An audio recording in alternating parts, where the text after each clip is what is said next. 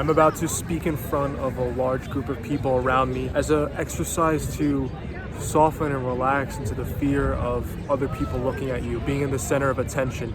I think this is something that is a lot of people who deal with social anxiety struggle with, and that's something that terrifies them. I mean, people equate it to deaths. Pretty much the fear of public speaking, and even people who don't have social anxiety deal with this. It's a very common phenomenon, but I'm finding that as I do social anxiety exposure therapy more, it becomes easier to do these things, and I want to demonstrate the in-the-moment process of how I do this, not just the theory, me actually doing it.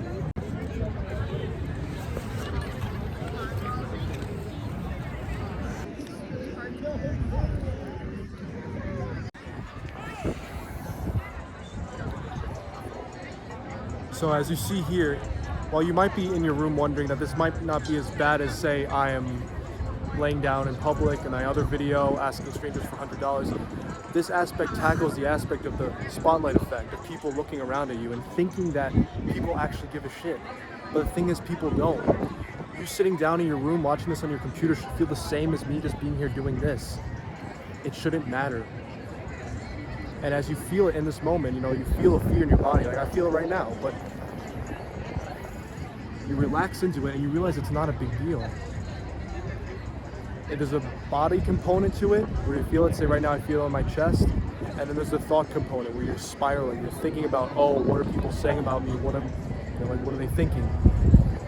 Using your breath and being mindful of your whole body as you sit here with it is very critical for allowing your mind to learn the idea that this situation is safe and that it doesn't pose a threat, that you are okay here doing this. And it builds the ability for you to actually do this more often and feel more comfortable in social situations like this.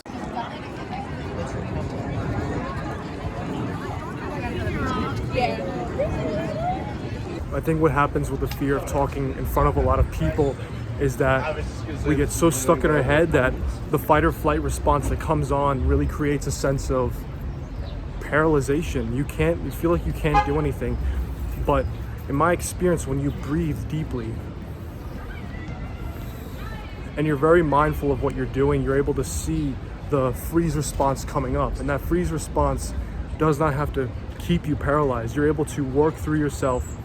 And of course, this takes practice and skill, but it is something that can be done. And even right now, it feels a little bit more comfortable just doing this in front of all these people in front of me, everyone going through.